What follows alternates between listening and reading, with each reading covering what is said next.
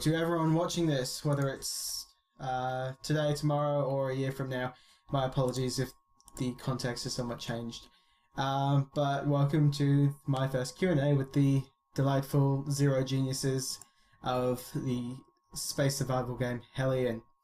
We are here talking to Choms and Membrillo, two of the most, for want of a better term, active developers of Hellion, and I will let them introduce their roles within Zero Gravity Games. Hello everybody, I'm Choms. I'm big dev at Zero Gravity.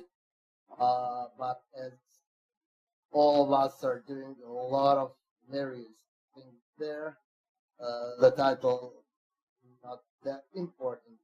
Is that Zero G? Yeah, and I'm Membrillo, and well, technically I'm a creative director, but like John said, it doesn't mean anything, just the paper, so I do all the stuff that needs to be done to make this game work. And if anyone who's watching this has played Hellion before, then you know all the amazing hard work that they've put into it. It's certainly a beautiful game, and it will be loved for generations to come, even if it's only future generations that I have a hand in creating a bias in, but still. Okay, so you absolutely delightful two fellows have agreed to sit through my torture until my shortlist of questions are complete. Which is good. So my apologies in advance. Are you two okay to start? Or is there anything you'd like to say or mention beforehand? I don't know. I don't know. Let's go with the questions. Yeah. Okay, so first question. Let's see. Let's randomize this up a bit so I'm not following a list. You could use a random number generator to pick the question. Or the 11, I guess. Yeah, I'm not starting from the bottom. No, I meant the dice. Oh, right, okay. Yeah, no, I don't have it. D11. Yeah, I don't have a D11. I have a D everything else. Right, okay, let's do this one. So Hellion and its community have had a many great amount of times and random events over the last year since it was released into early access. And as you guys have proven with the recent release of a YouTube video about it, one of the most notable is the Never Neverland station. Oh, pardon me. There was also the guys from Hellion UK, that little community building a giant ring station around an asteroid. So of course these kinds of things are great fun for everyone, and they really bring people together. Is this something you'd want to continue seeing within the Hellion's universe, and obviously in the amazing game that you guys are having a hand in creating?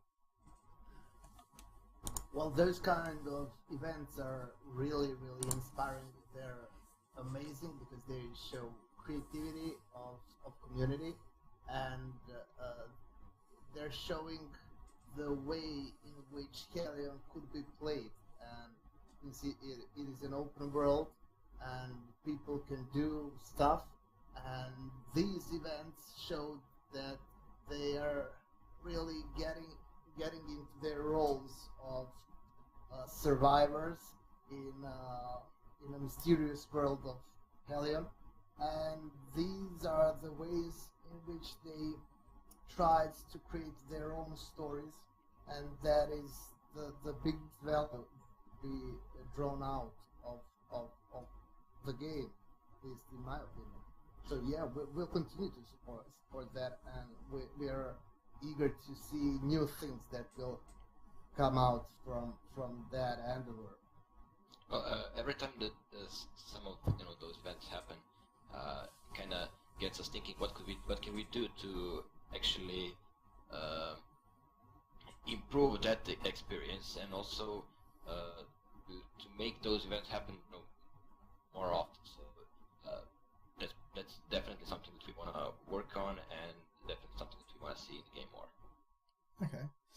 That's, as someone who's been a part of both of those events, as you know, it definitely is good to hear that, you know, the developers behind Hellion are in on wanting such events to continue on. It's like constantly walking down the road and getting high-fived, even as you trip over and fall on your face.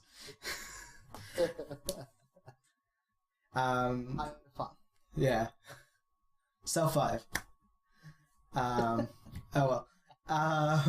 So as developers with a active and friendly community, as you know, the last question has stated, is there anything you think you can do or will do or have planned in the future to maintain the community?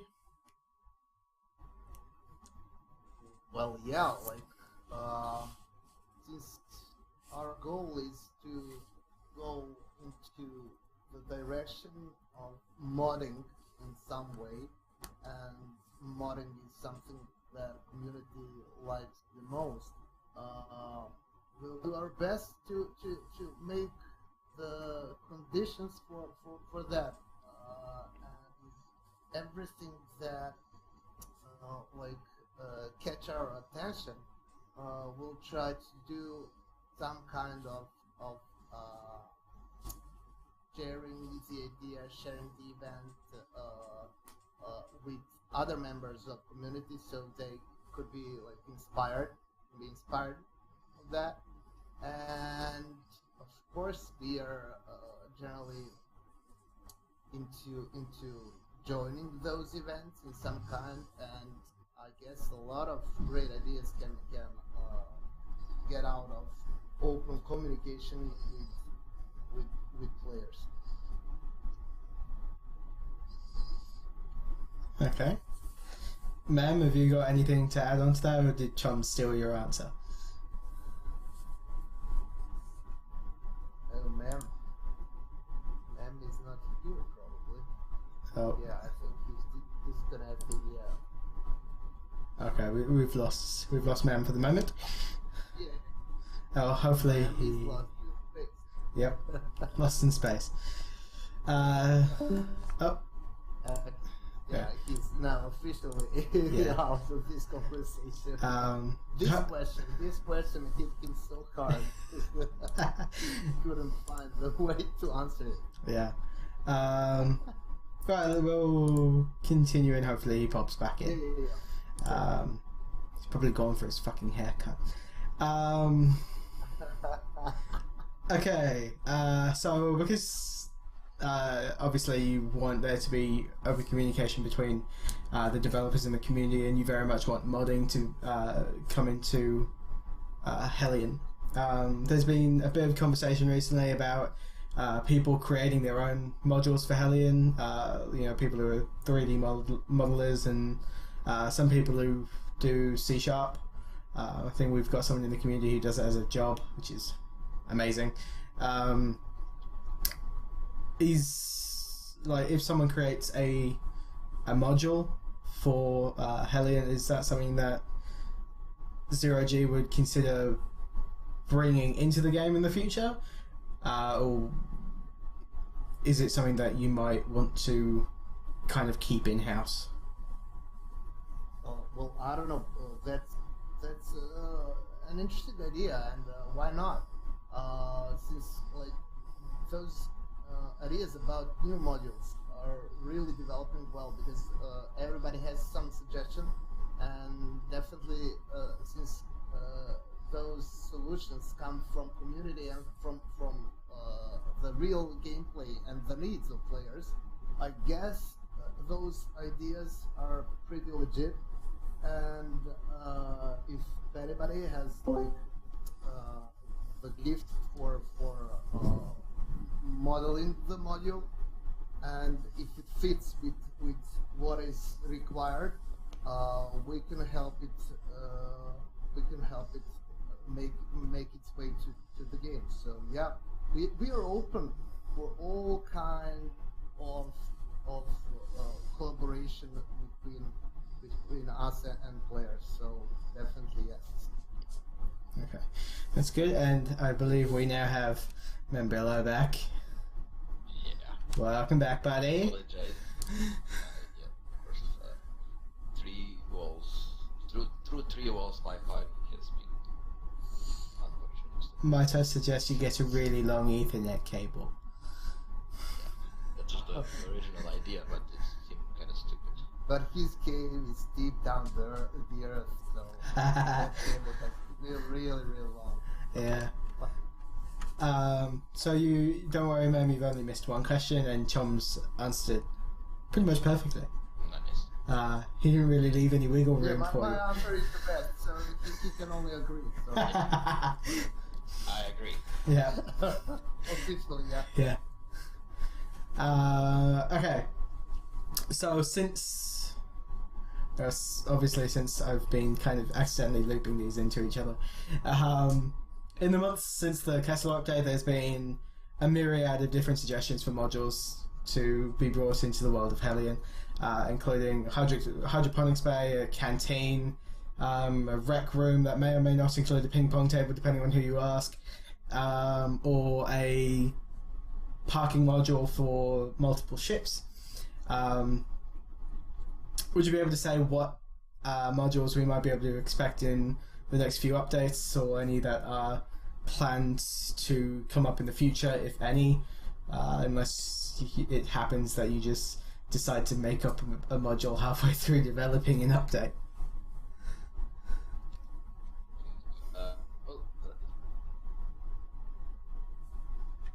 Hello, Robo. Yeah. And we've lost Mem again. Yeah. Wasn't... Okay, so that's the sign that he hasn't anything to say. Okay, let's continue, but then we'll repeat the questions for him when he joins back. Yeah. So, Chums, would you like to give your answer to that, or would you like us to skip it and come back? I don't know what I thought that was a similar question to that you asked just a minute before. It was like what module is coming in the next update? That was the question. Yeah, it's what modules, if any, might we be able to expect in the next few updates? Well, since there are too many requests for those parking modules, it's probably the one that we are talking the most about. Probably that one. That one could be the answer to your question.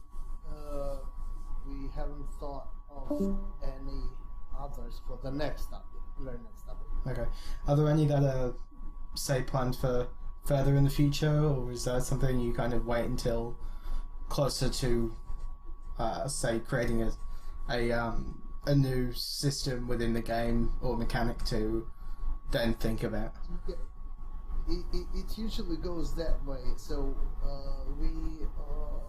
we discuss what is the next feature that will show up in the next update, and then we just try to imagine all the situations that are connected to that feature, and react with an idea, for example, about a module that is needed in order for that mechanic to be properly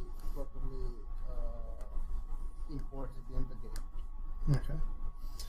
I'm back. Yeah, it's funny for me that we were talking for like more than an hour and nothing was wrong, and now when we started recording. Yeah. Murphy's Law. Yeah. Did you catch what the question was, man? Yeah, I answered it apparently, to my cup of coffee here. Fair enough. Okay, Okay, try again. yeah, do you want to repeat your answer? Yeah, well, I can. So, the idea is, we can, separate the modules into two categories. specific mechanics when the update lands. For example, the module that was the last update. And also the ones that do not require a lot of work, that is something that community suggests and would improve their gameplay. So like the parking modules that almost made it into the last update. So yeah, we were trying to follow the mechanics and also listen to the community what kind of modules would be next to get into the game. Okay, cool. It looks like we had a deal about this answer. Like it's all the same. It's almost like this has been done before. What? I'm almost replied in the same fashion you did. Like Nice. so. Okay, that's Cool. We're on the same page. Yeah. yeah. Which is for a change we are. Yeah. Yeah. Nice. It's good. Yep, definitely. Let's see. Okay, so on the topic of bringing things into Hellion, kind of scooching away from modules for a second. So currently in the game there is the multi-purpose vessel Sarah, a product of AltCorp acquiring the designs from, I believe, SDS, but I'm more than happy to be corrected on that by you two delightful fellows. Which one? Sorry. Sarah. No, Sarah is out there. It wasn't. Okay, then either I'm wrong or the law is wrong, but I very much believe that it's written that the designs were sold to AltCorp and then repurposed or slightly redesigned. Oh, that's the question actually for Smorty, because he's the storyteller and he knows a lot more about it than me. But I was slept. Maybe Membrilla can help him. He's disconnected again. It's every single question. He just doesn't want to be here.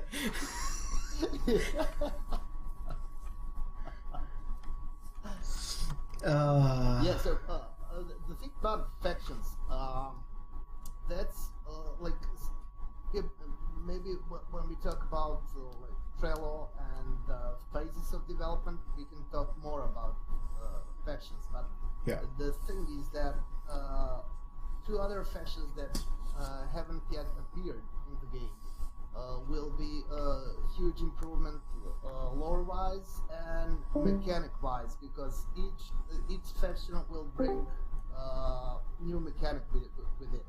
Okay. That's the general idea, and I hope it will develop in that way. Yeah, Yeah. that should be quite amazing to see, actually. Now, have we got Membrilla back? Yes. Yay! Maybe you'll stay here for more than half a question. I'd like to point out that you answered a question that I didn't actually finish saying, but oh well. Membrilla, have you got something to add to the conversation, buddy?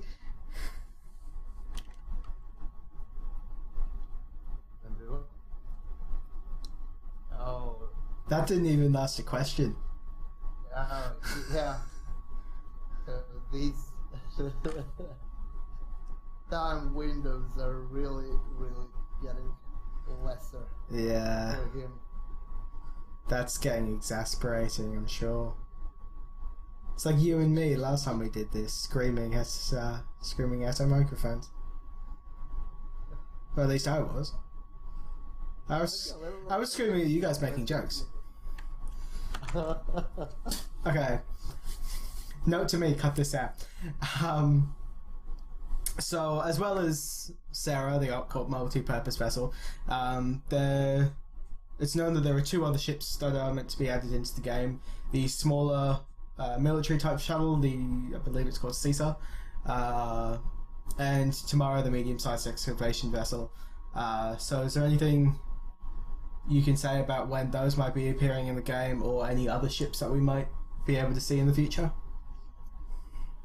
So yeah, it's a bit long story. When we started, we wanted to make modular ships, but since we go with hyper-realism, it it was a hard task for us to do something like that. It required more time, and still I'm not sure if it was if we were able to make something of it. But we decided to try something else, and right now we are experimenting with that, trying to make something like upgradable ships, which players could use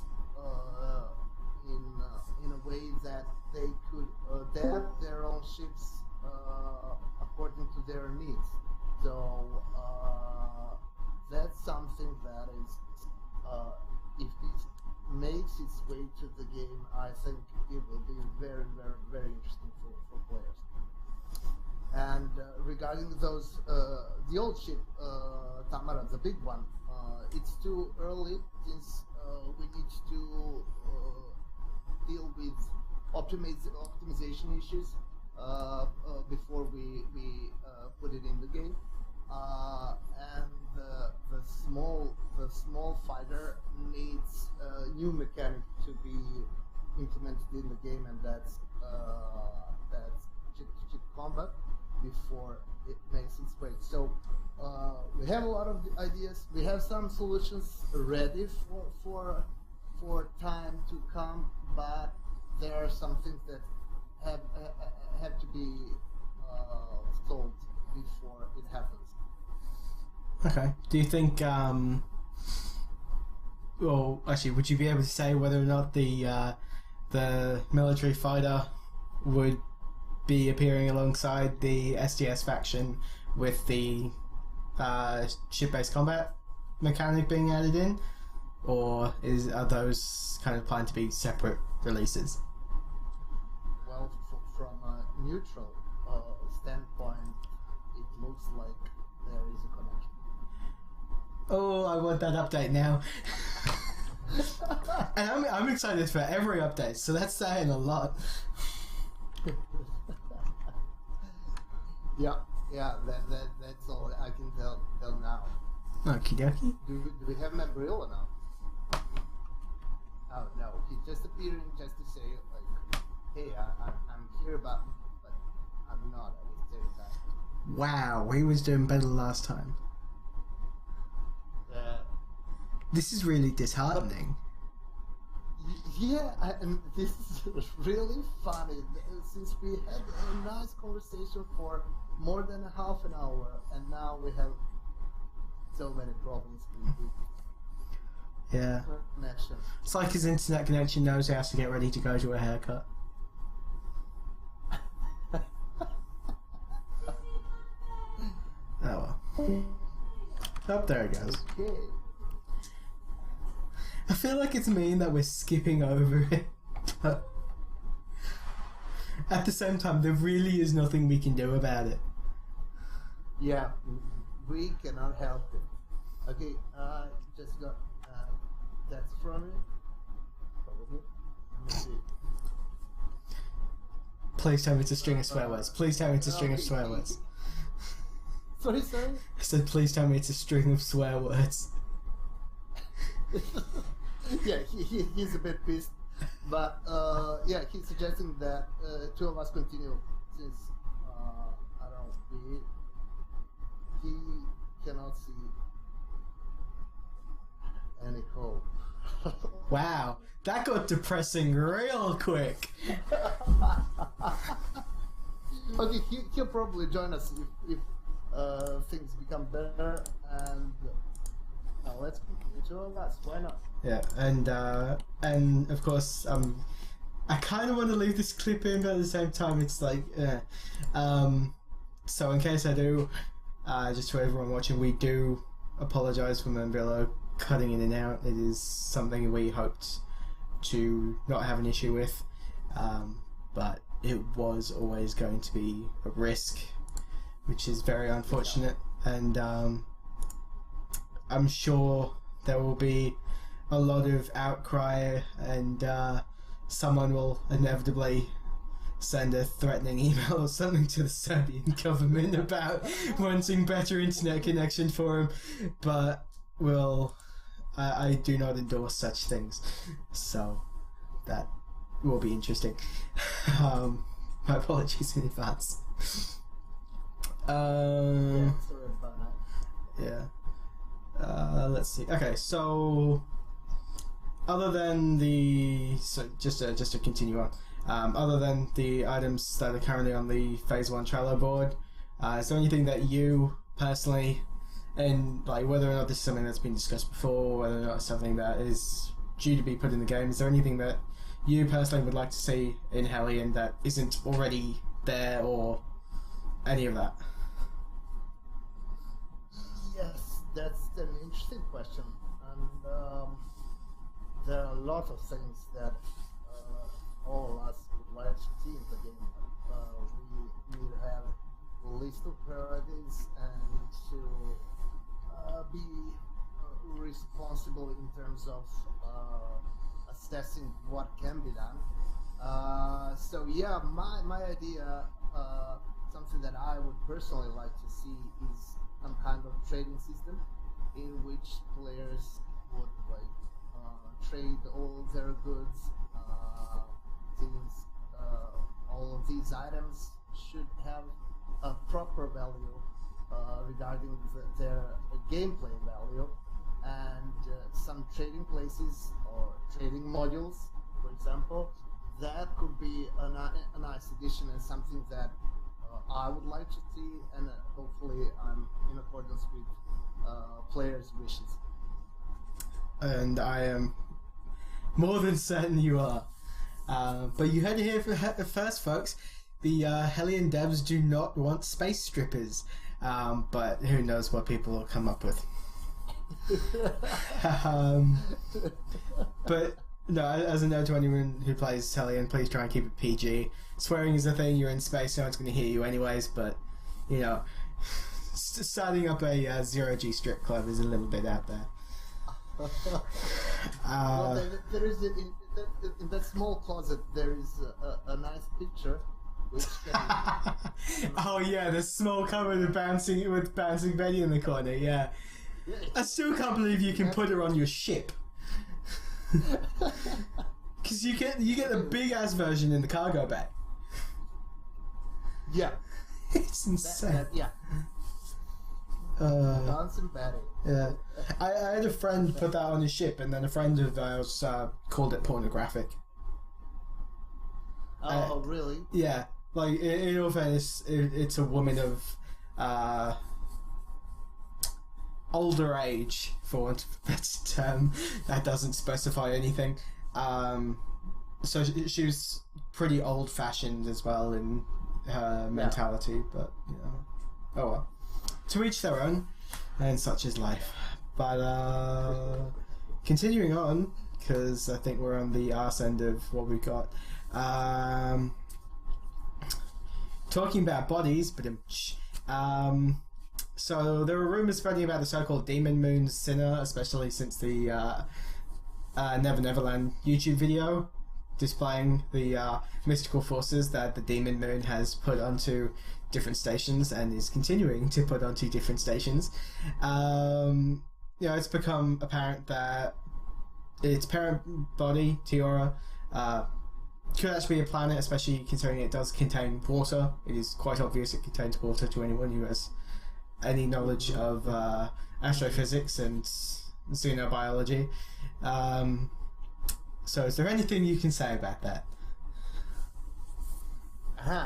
But about what, the xenobiology or like about Tiora's status, whether or not it's a planet or a moon or any of that. Oh yes, that's a tough question, and obviously there are a lot of disputes about whether it's a planet or a moon. And if you watch the Never Never Rise and Fall of Never Never Land, you can see that some people are calling it planet and the others are calling it moon. And I don't know, that's probably something that should be left for scientists to decide, and maybe I don't know, some theories will appear in the future, and it would be great if they are community based. We have some solutions. You know, we have Smorty, and Smorty knows a lot of stuff about Hellion system and the history of it, and all about that great adventure that mankind started by colonizing a new habitable system. So I'm not enough scientifically, don't have scientific background to tell it, but I know that the status of it is not quite clear. That's a very ambiguous answer, but fair enough. Yeah. But well, the thing is that I don't know. I'm not sure. Yeah. No, that's definitely fine. I might have to start a segment called Story Time with Smorty. See how that goes. Absolutely, and you are going to enjoy that. And I'm sure I will, actually. Actually, when you talk to Smarty, I'm not sure that you need any questions, since he's just the man who cannot stop talking, and especially talking about Hellion. So please do it. Yeah. I'll have to send him a message saying, "Hi, can you make a recording of just you telling the entire story of Hellion, start to finish? Now break it up into half-an-hour segments." And you would get it. You would get it easily. Yeah, probably. That very day. That'd be great, actually. I'd love to do that. Let's see what we got. What have we got? Okay. So, with Hellion's recent first anniversary, I think it was a week ago. Or was it a week ago on Tuesday? I don't know, it was on the 24th. So it's been very, very recent. So it's had a year in early access. It is done, at least from my point of view, it is done absolutely amazingly. It's got one of the best communities I've ever seen in a video game, and that's just any video game, let alone early access. The last time I saw and interacted with so many people that were so enthusiastic about a game, it was Minecraft, and that was a while ago. So what do you think or hope that we'll be seeing by the second anniversary? Yeah, we are really proud of the community. It's really amazing to see how people interact with each other, how they're helpful, how they're trying to get new players into the game, since the game is really complex and hard to get it easily, almost impossible. You have to have some kind of knowledge in basic physics, and we are. But the most important thing is that when we were released on Steam Early Access, 24th of February 2017, the game was pretty much in state of not even alpha, it was pre-alpha. It was the idea that we wanted to share with the community and to develop it together with the community. And now, 1 year after it, we think that we have it. We have a nice environment for further development, and if we keep this track, then I expect for second anniversary to have beta of the game, and that means that we'll have all the basic features in the game with a lot of optimization work done.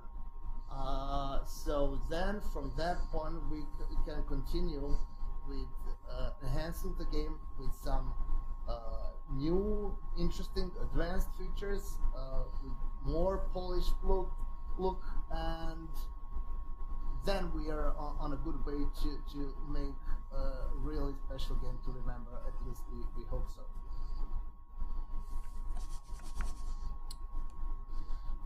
Okay, that's a really good answer. Pause. I thought that I lost you too. So. Oh no, my apologies. My screen went inactive, so I had to jiggle my mouse around. So I just had to make sure that I didn't lose anything. So luckily we both shut up at the same time. That was good. Okay. So that definitely seems like a very, very good goal for the second anniversary, and I definitely look forward to it. It should be very... I want to avoid saying very interesting when the second anniversary comes out, because I don't think I'll even realise that it's the second anniversary. I think it'll be more like, holy shit, new things come out, I want it. But... We'll see. Yeah, it's like right now, everyone wants a fabricated module, but no one can bloody find one. Which is really funny. Yeah, it's really funny, and that whole load distribution system, and when I say load, I mean distribution of modules. It has to be, and there is a lot of room for improvement, and it will become better and better with more logic with each update. So, yeah, maybe people have trouble finding FMs in this update, but hey, first time is always hard time. A philosophy that I'm sure is shared by many different industries / activities throughout the known universe. Exactly. But no, even now, people don't seem to be having too hard of a time finding them. At least certain people. It seems to be more new players that aren't quite familiar with where certain things may spawn. It seems like they're the ones mostly having the issues, which is fair enough. But that's why the community exists. Yeah, but for example, like you could have seen in this update, we introduced info screens to all the panels inside the ships and stations. Yeah. And I don't know if you have noticed that, but those info screens are meant to describe the way in which systems work. And for example, for navigation panel, we don't have like info screen, but the one that we were thinking of was the one that shows the map with zones like civilian, military, and industrial zones, and with the description of what you can find in these zones. That could help a lot new players in their goal of finding modules that they need. I don't know, what do you think of that suggestion? I think that's actually a really great idea. And if in the future you guys decide to add some sort of hot tub module, then I'm sure that we will have 1,000,001 space bars around Burner, because who doesn't love a volcanic moon while they're soaking in a tub? Okay, definitely you have a list of modules that you'd like to see. Tell us I have a lot of things I'd like to see. Well, let me hear them.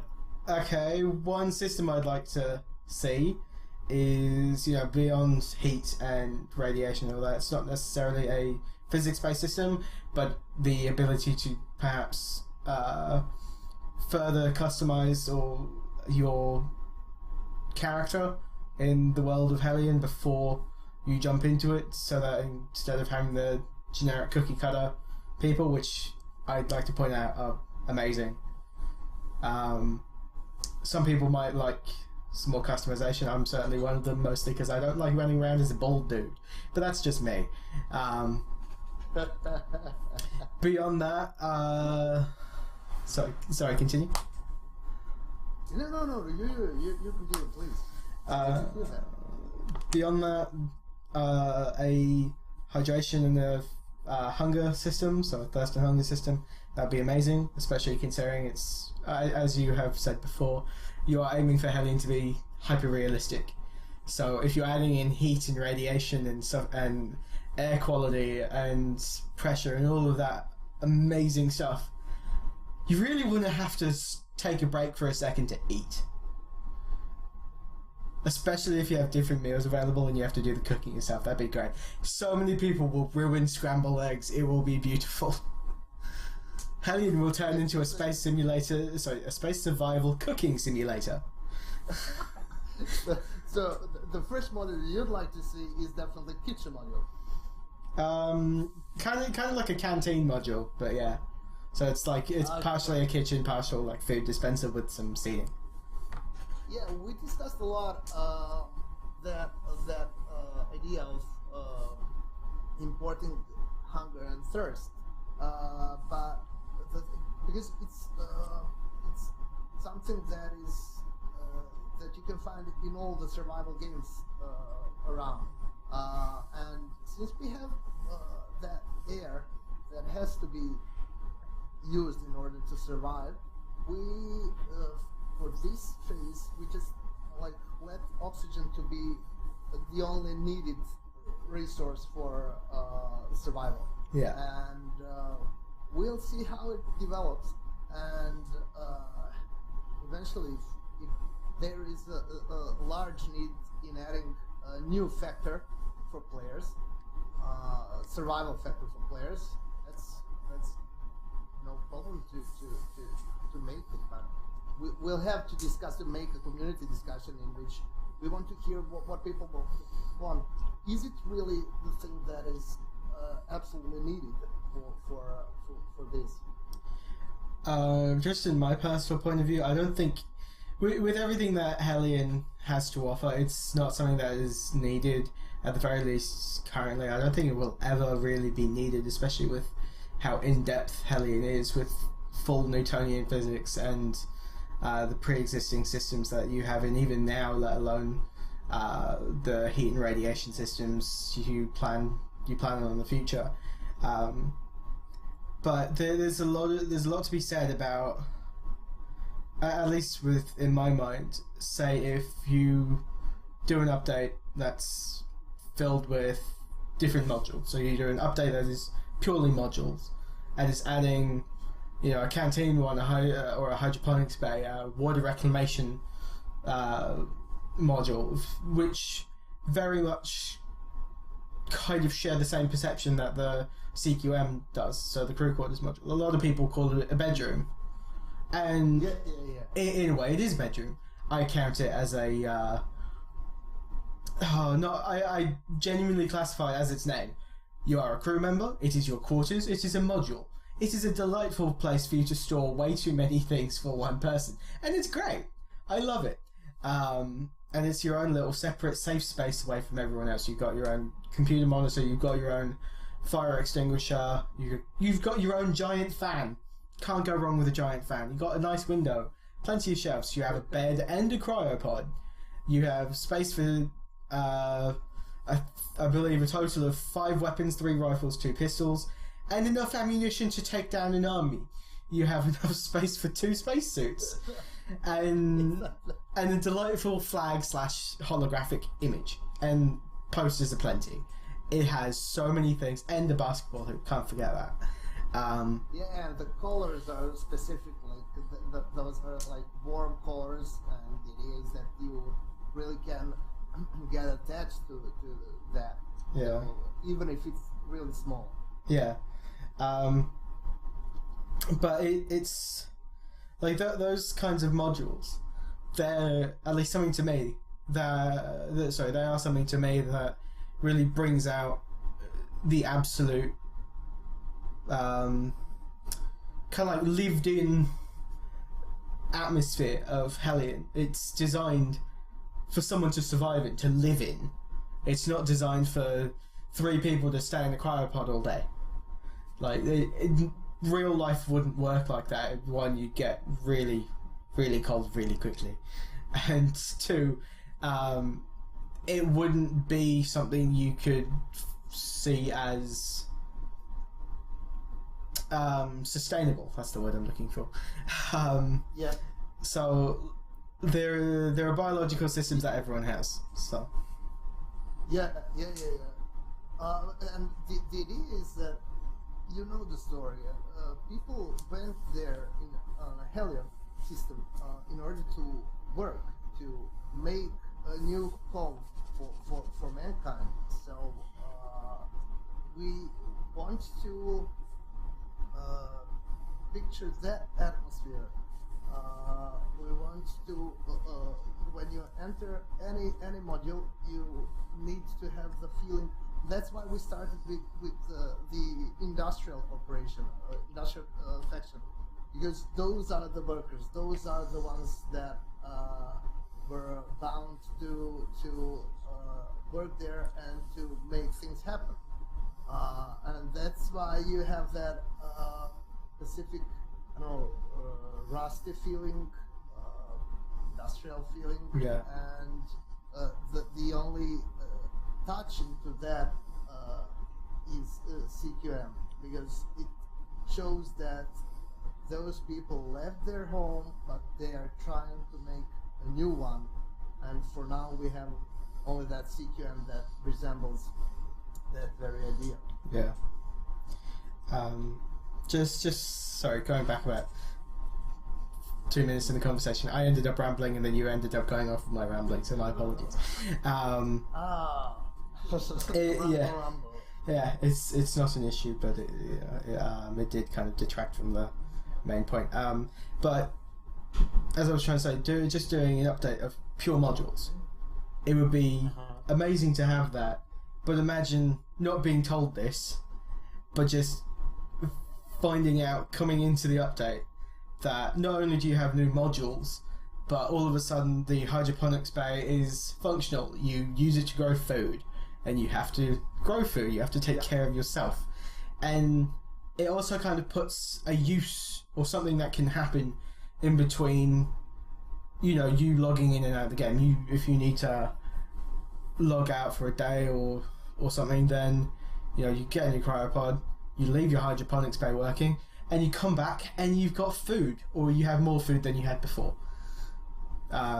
Which would definitely be a very amazing mechanic to see. Whether or not it comes into the game, of course, is up to you guys and up to the community. It's something that I personally would love to see, purely because it's amazing. Like, having that level of continuity within the game, there's enough continuity in it as it is. We really want people to get attached to what they're building, and but the thing is that before we do optimization, it's impossible to bring in a variety of new modules, because people would like to build huge stations, and that will reflect on their frame rate, which is bad at this very point. But in the future, yes, that's exactly what we are aiming for. Yeah, I want to play a space game in which I'm not on a planet, but I'm in some orbit, and my home is orbiting around the planet or orbiting around the moon or whatever, but it is my home, and that is something that I keep coming back with each reload. I know a lot of survival games also do a relatively quick hunger and thirst cycle. I don't believe that's something that would be necessary in Hellion, especially considering the longevity of the amount of time people may spend away from their station. For instance, like, you may just be able to carry some food with you. That'd be lovely. Carry a little muesli bar, go on your way. That in itself would be an amazing thing to have. Thirst is another thing that some people might have an issue with. At the end of the day, I personally don't see any issue with it. Like, it's adding 2 more things for people to keep track of, as well as air quality, air pressure, how much stuff's in your jetpack, whether or not you've got power, your fuel count, all of that. Exactly. I don't know. My personal view is I'm not sure how far we should go with complicating things. Actually, adding more tracks that has to be overwatched during your gameplay session. Because if it's too complex, then I don't know. Well, it's a lot of micromanagement. Yeah. And you have to keep track of everything. So, yeah, we'll see. The time will show if it's the right direction. Yeah, and I'm sure if it does get put in, it will be subject to a lot of testing and balancing, as I'm sure the loot spawning will and has done, and a lot of the other systems that have been created, especially Decay. Decay was bounced around a lot. So I'm sure it will have the same period of balancing as well. For example, about degradation. When we first introduced it, it was degradation rate was too high, and a lot of people were complaining about it. And for example, we toned it down a lot. And now some people are saying, okay, but these debris fields do not do anything to me and my station. We want something to be afraid really of. So yeah, those are all the questions about balance and how people perceive it. Yeah, I'm sure just as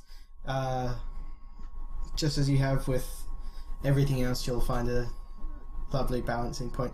Hey, if they want something to be afraid of, increase the spawn rate of the big modules that blow the crap out of you. Which can be augmented server side, because I know someone who did it. It was terrifying. Ugh. Did you get hit by it?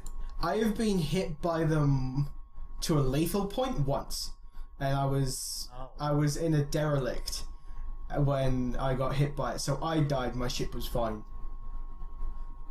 which is really irritating. Did it hit derelict? Yeah, it hit the derelict. So it hit the derelict, and I got killed.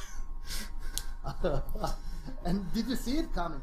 I saw it coming in the last second. Yeah, I turned around and I'm just like, oh shit.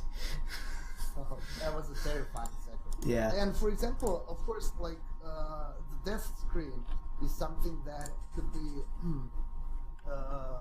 that should need a lot of working, because we would very like to see, but it's not coming any soon. But I have to tell you, like the death camera that could show you how you die. That's from my perspective, that's a really big improvement that could explain people what happened.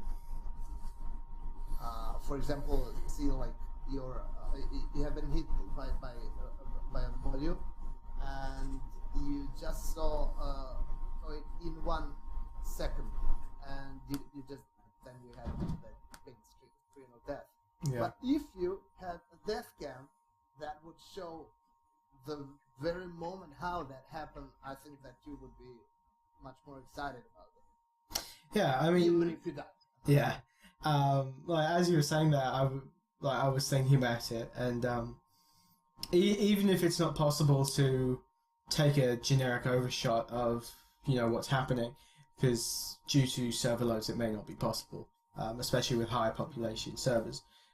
It might, and this is very strong, might be possible to create or to add onto the existing suits a small camera, and then instead of a death screen saying you have died, you could have a cryopod log, and it says like this is the last 10 seconds of footage from the camera, and that the body has been reconstituted and will soon be available, which I think would be lovely. That's a lovely little fluff thing, but yeah. I like it. I like it. Especially because then it would also add into the lore of holy shit, I'm dead. How the hell am I still here? which is a question that a surprising amount of people have. um, but you know, it's good fun. Any level of story, at least to me, is something that's absolutely amazing. I very much enjoy the story behind in-depth video games like Hellion.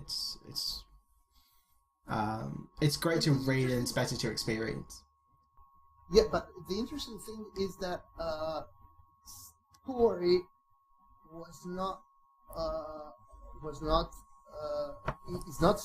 still not like implemented in the game. So you cannot find story things like something that you can read, some logs and something like that.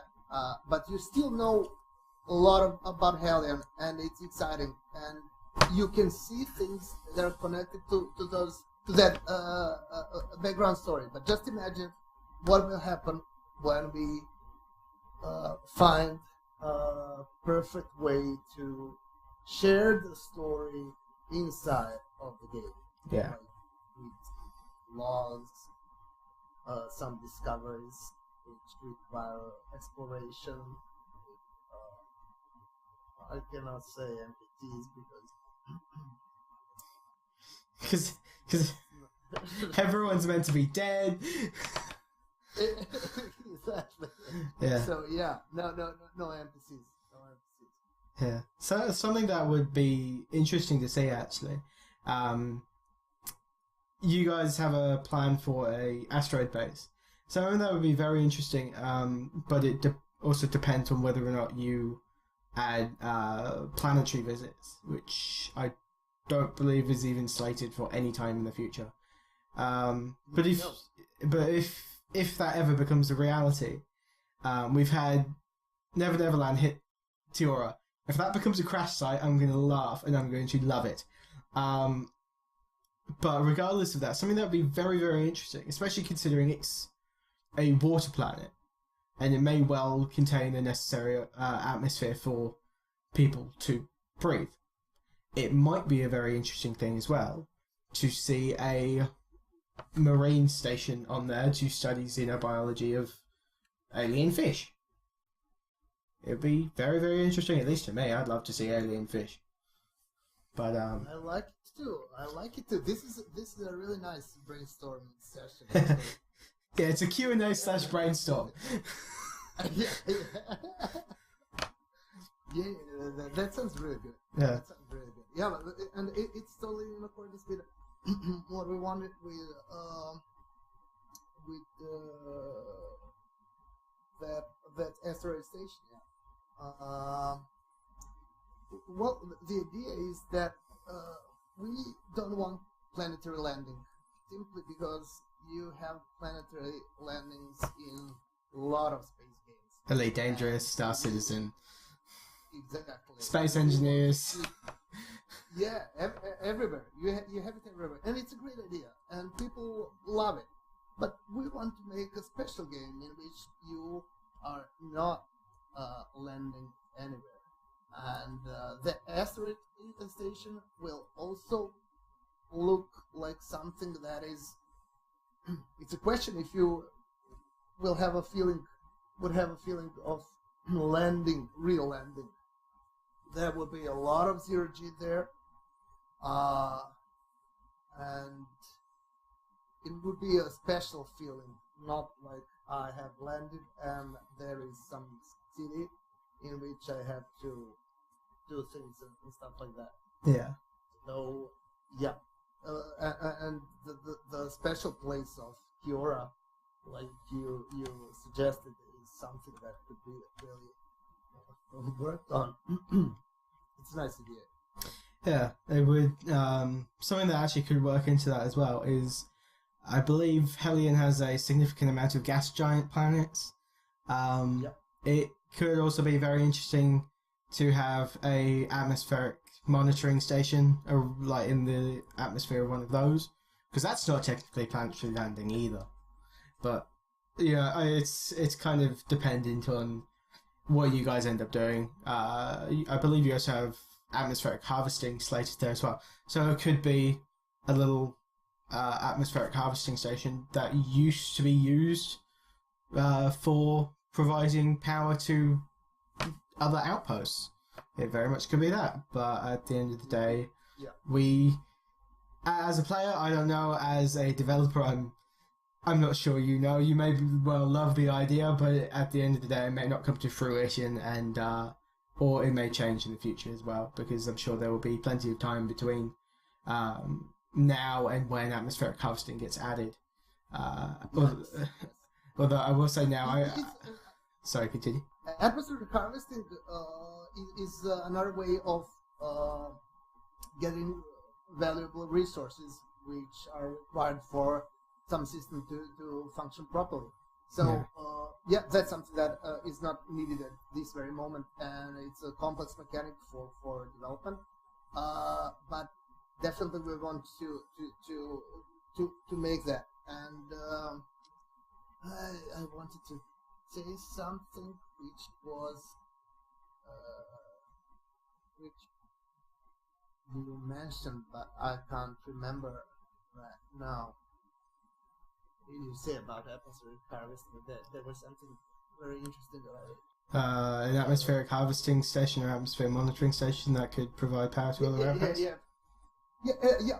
But the point is that there are a lot of really good ideas, and when we discuss things, how to implement, and stuff like that, thing is that you have to be aware of all the drawbacks that something new can cause, and you have to find the solutions for all of these drawbacks, because if you make a feature that has more drawbacks than benefits, then you're in a trouble, because you lost time, and you had to probably remove it, because some things cannot be tweaked, because like a lot of negative stuff are coming out of it. So for each and every feature and mechanic, there has to be a long and thorough discussion. Yeah. Yep. Which I'm sure will continue to be a long and tedious process. But personally, I'm kind of guilty of every few days checking the Phase 1 Trello to see if you've updated it. All blame is on me, because I'm responsible for the Trello. So, and I'm not like doing it properly and frequently enough. So, but yeah, I promise that next week we'll have an update on it. Hey, fun. Yeah, it's not at all biased that next week for me is in 29 minutes. But oh well. Really? 29 minutes? It is? Yeah. I have to start earlier. No, When you it's get up tomorrow, you'll have to. No, no, it's like I understand it. I've kind of been spoiled by the fact that the last couple of times you've updated it, it's happened to be right on the update. So it's kind of the reasoning behind why. Personally, I like being able to keep track of what people are doing. I love being able to do that, not because it's stalky, but because it lets me know what you guys are currently working on and what I may or may not be able to see, especially in the upcoming future. And I'm a member of the testing squad, so I get spoiled by this shit anyways. But it just kind of, at least to me, it proves how much I love the universe of Hellion and how much I envy and support you guys in creating it. But we do have a few more questions to get through. Don't envy us. Come on. Mate, I can envy you. You're if not making money, at least somewhat getting paid to create a game that's influencing so many people and so many people enjoy it. And I'm sure, 20 years down the line, I'll be continuing to play Hellion and telling my kids about it, saying, this is something that got me through a lot of a lot of difficult times and a lot of interesting opportunities. All right, those are big words, and thank you for it. Yeah, I'm really flattered to hear that, and yeah, hopefully we'll see Hellion being played. Yeah, in 20 years, you guys will get tweets. Yeah. Picture of kids playing Hellion. Okay, but that's almost legendary status Yeah. for a game. If you get to that, then... Well, actually, if I get to that, like, get to the having kids point, yeah, I'll be surprised. If I manage to convince them to play a video game, I'll be happy. And then they'd be listening to this conversation. Yeah. They would be proud of their father. I'd hope so. I'd make sure that they watch Never Neverland first. Yeah. And in case anyone hasn't seen that who's watching this video, because I'm keeping this clip in, the link to Never Neverland, I believe it's called The Rise and Fall of Never Neverland, will be in the description. And I very much hope that everyone who watches this supports Zero G and the amazing creation of Hellion. But we do have a few more questions to get through, so let's rush through them. We're getting on to an hour and 10 minutes, so hopefully this goes okay. But, oh well. So obviously we've been talking about the community and Zero G being in tune with what the community wants. So the Craftworks update is definitely something that is a huge symbol of it. Obviously because you restructured your priorities based on, I believe, what was going to be there was the heat system. I believe the heat system had actually been in place since, or been worked on since September of last year. Even maybe before that. And so you switched up to doing the crafting system. Is that going to continue in each update, and like is the restructuring going to continue especially? Sure. Because that's we truly believe that is the way early access game has to be developed. Because the idea of early access, which I believe that is a really great idea, in which there is that mutually beneficial cooperation between developers and players, should be done exactly this way. Like, okay, we had some plan, okay, but you see, a lot of requests go in that direction. Let's think about it. Let's discuss it. Let's make an internal meeting and let's start thinking about what can be done. And if we are totally in accordance with community requests, then yes, we have to change our plan. And there should be no problem about it, because only the good things are coming out of it. And you see, like, this crafting feature is well received among community and helps avoid a lot of I don't know, needs that players have. And that is, okay, I cannot find this, I need warp cells. So warp cells were the major reason for that, because you want to give people the possibility of traveling around the Hellion system. Yeah. And if they do not have warp cells, it cannot be done. Okay, so there is only one way for finding warp cells. It's like scavenging around and looting derelict things. And okay, why not give just another way of achieving it? And that is crafting. Okay, if I cannot find the warp cell, I can find resources for crafting it, and it's pretty fair and it's pretty good. I think so. Yeah, it's actually an amazing mechanic that as a part of the testing squad, I got to see it a bit earlier than everyone else. and I kind of fell in love with it because the Fabricator filled two purposes, at least in my mind. It created a way for you to make things, for you to have a true impact on your progression, regardless of RNG or any of that. There is still RNG involved to a degree, as there will nearly always be. But it is very much more in your control than, say, having to go out and loot for warp cells. Especially because then the warp cells are full and they're not like 20%, which you can hop, skip, and jump on, but it becomes borderline paranoia after a few times.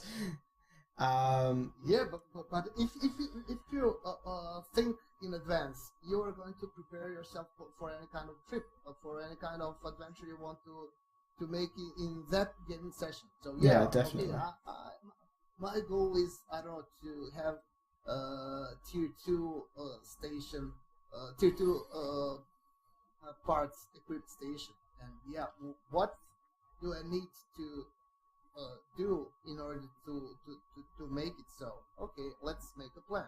Okay, I have to go there and then to pick some things there, and then I can go back and craft some things, and maybe on that trip I will find randomly some other stuff that is tier 3 that will motivate me for further quests and stuff like that. Yeah. So I think that I don't know. I like to play the games that way, like planning stuff and trying to make those plans work. Yeah, I definitely agree with that. That's to a degree, that's also how I play Hellion. It's a really good thing to kind of think about. I end up overthinking things anyways. So having a game that lets me overthink things is great. But there was also a lot of conversation about getting an armory module. And if anyone has come across the Doomed Outpost, they will see that the gunnery control kind of looks like it's an armory. Which is great. It's amazing. I don't understand why something labelled gunnery control is filled with weapons and suits, but that's beyond me. Yeah.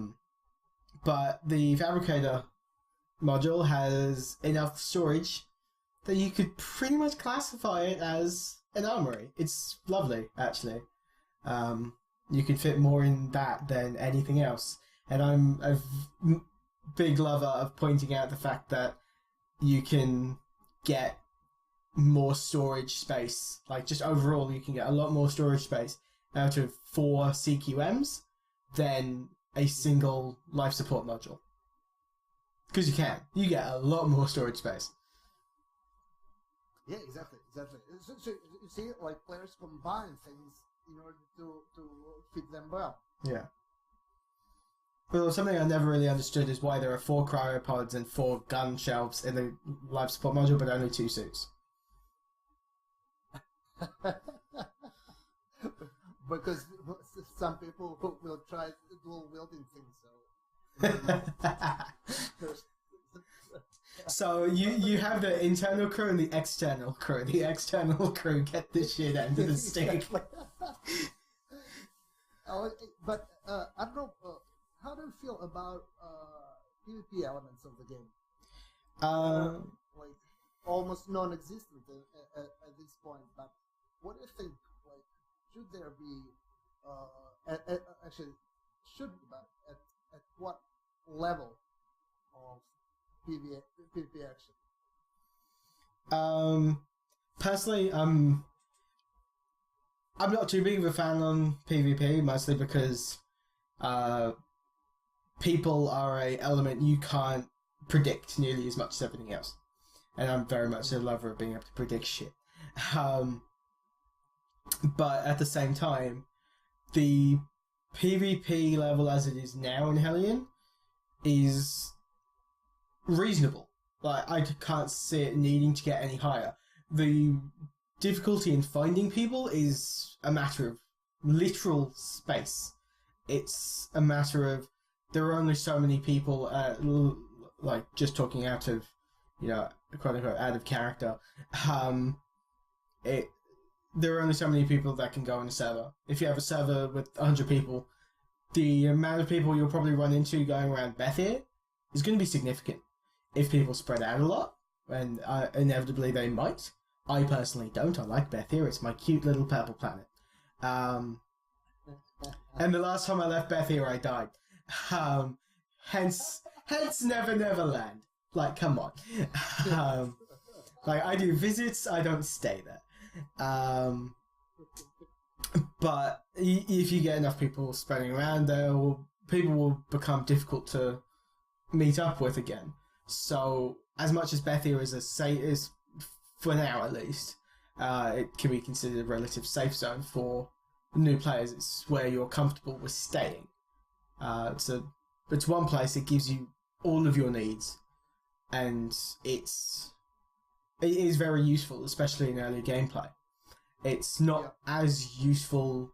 So it's still useful late gameplay, but more for, you know, hey, I need to get this one thing. I know where it is in Bethia and on Broken Marble and Burner and Everest.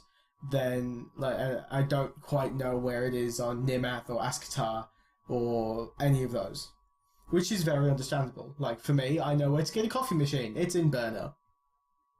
I found exactly one, and it's really sad because I love the coffee machine. Like, I love having it there next to the computer. I put my little cup there.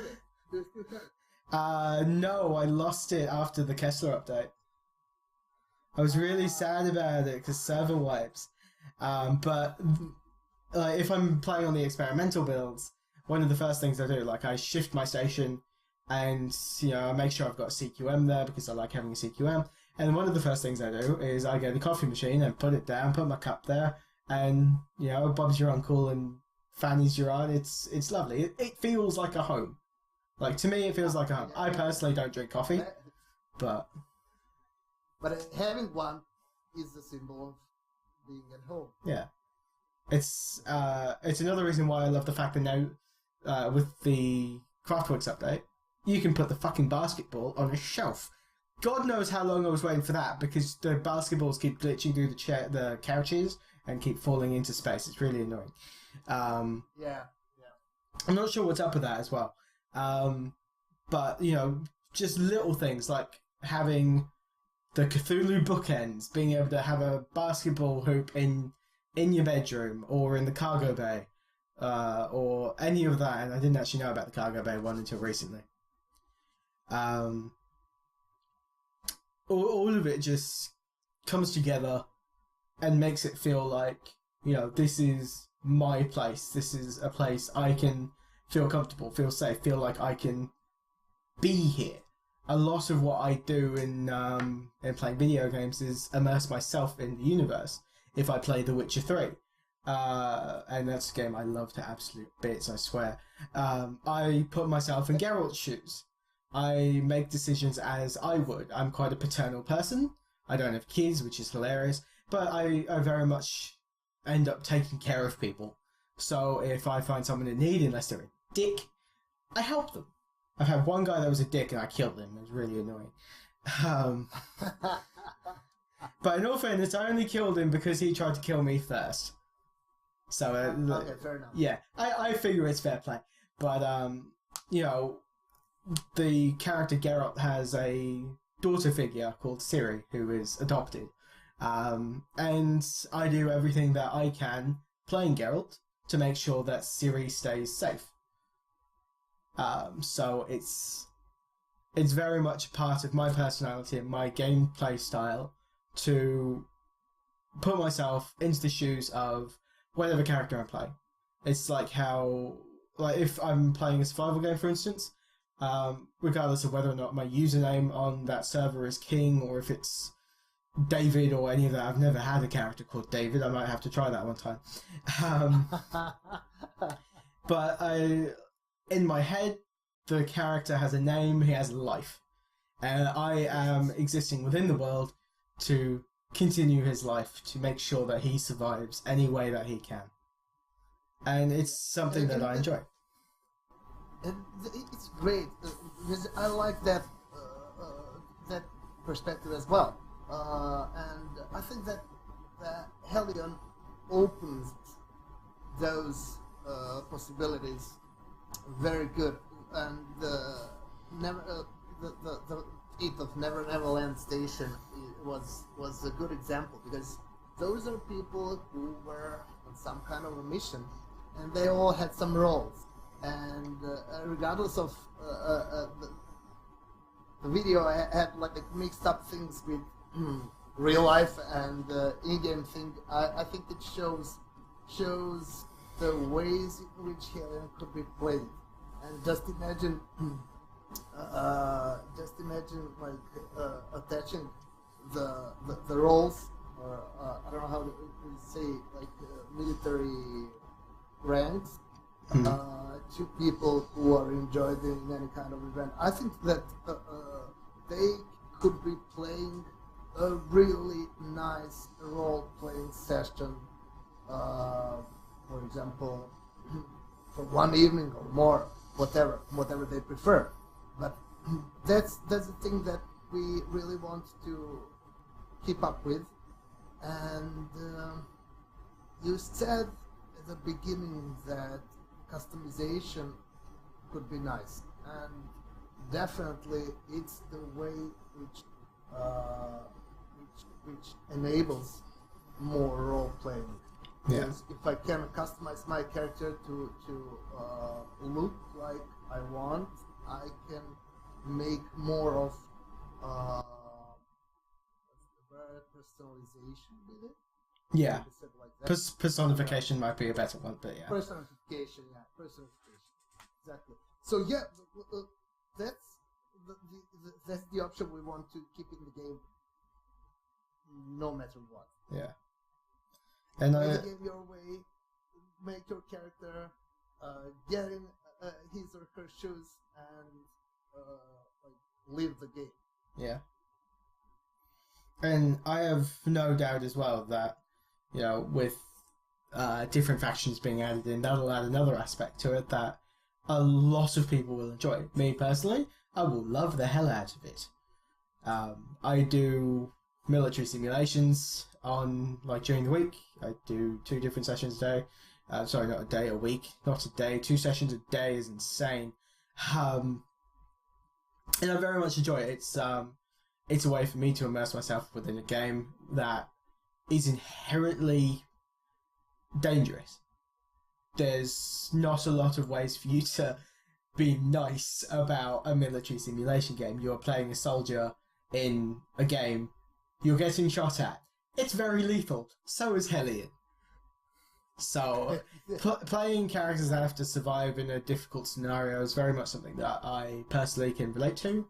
I don't have any experience being a soldier or anyone within a war zone or any of that, but it's a way for me to understand what people go through in that situation.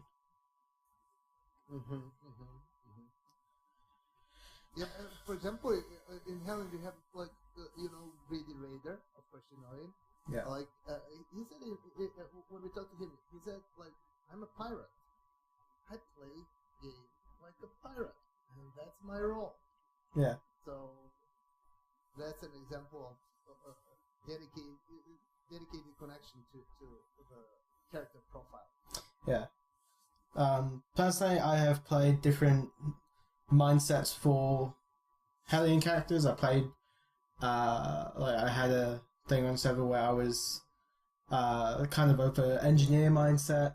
Most of the time I end up being like the quote-unquote quartermaster of the station. So I'm the person that goes around, make sure that everything is, like, all the equipment's fully stocked, all the guns are reloaded.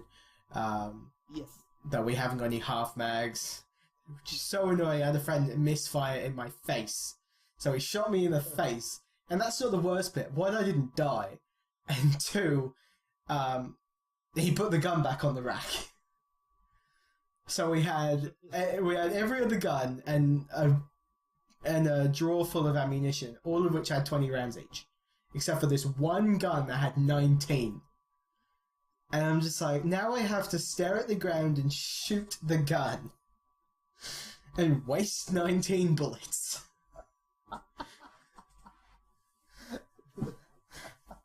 which I personally thought was great fun. The fact that it happened was amazing. But this system that could help with that scenario, which I don't think will ever be put into the game because it's way too much micromanagement, is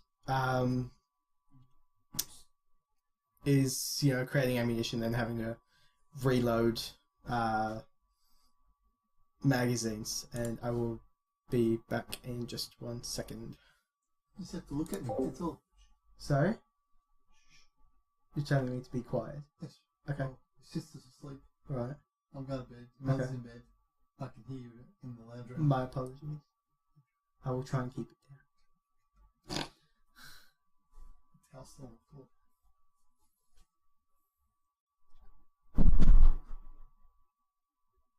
floor.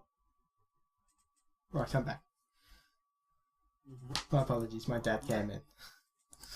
I was finishing my sentence and my dad was walking in. So as he walked in, I could see the light change, and I'm just like, no, you are not going to talk while I'm doing this. So I just held out a finger to keep him silent, which I thought was good fun.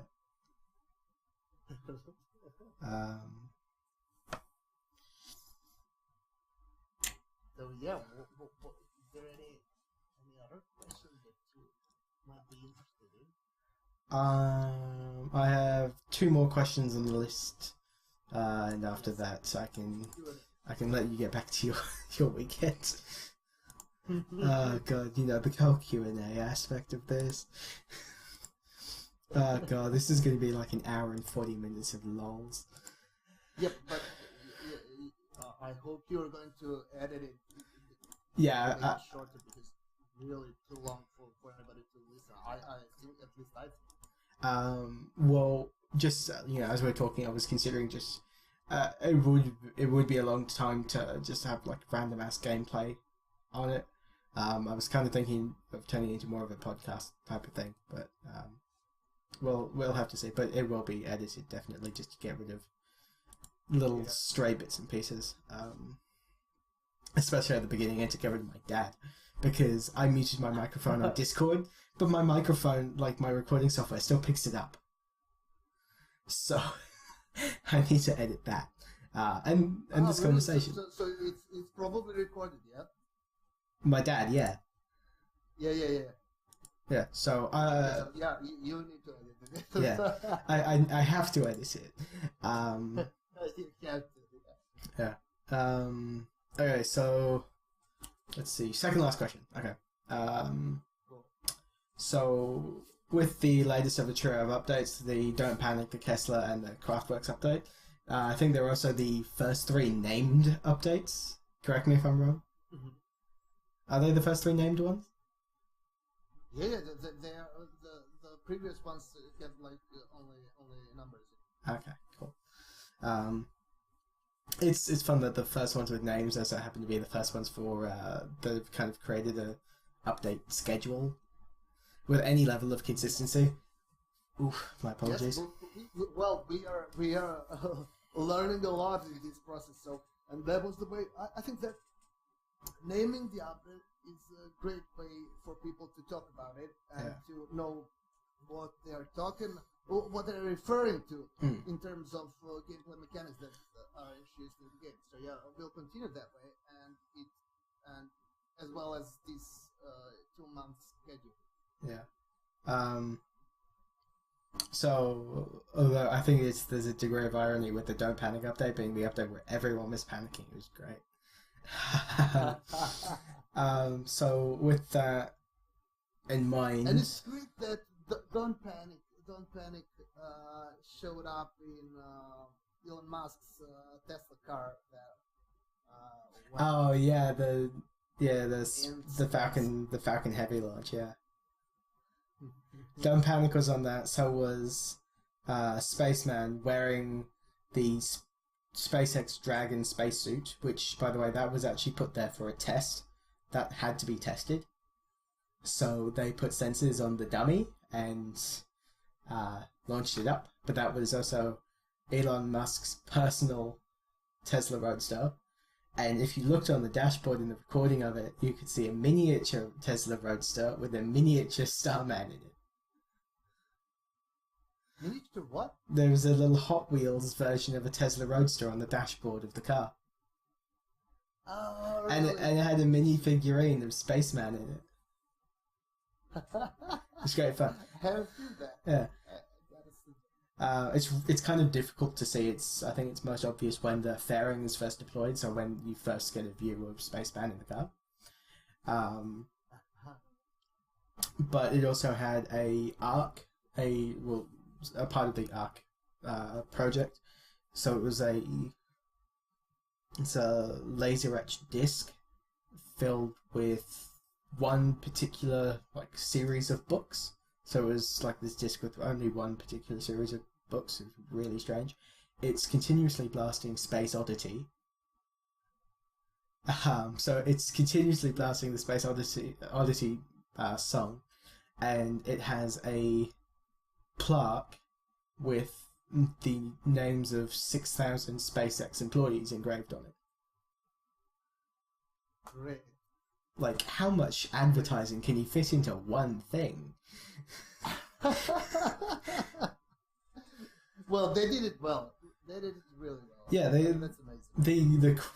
The cream of the cake would have been if they managed to land the central booster. Unfortunately, they didn't. It detonated.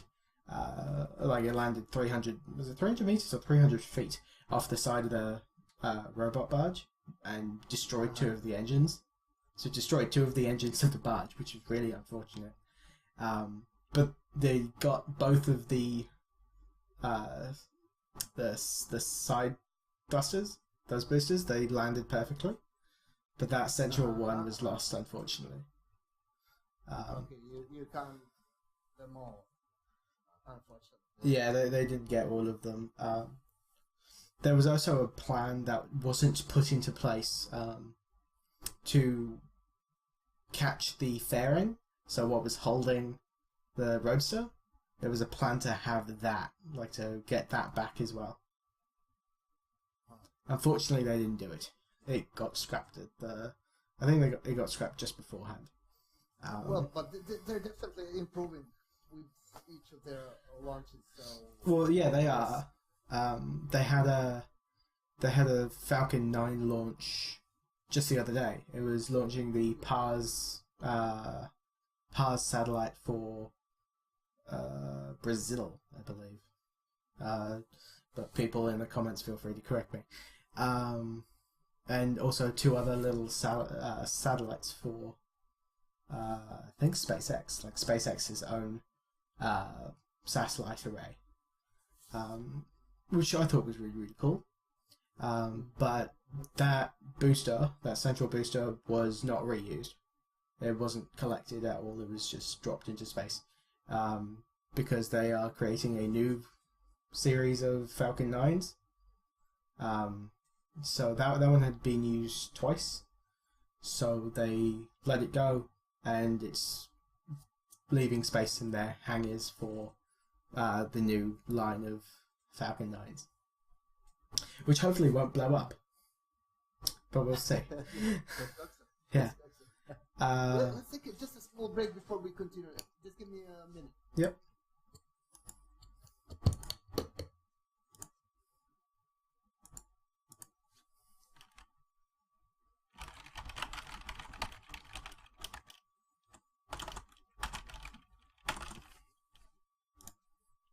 You'll have a lot of work for editing it, just to cut the pieces and put them together. Not any additional effects, but I think that there are a lot of stories like that shouldn't be in Q&A.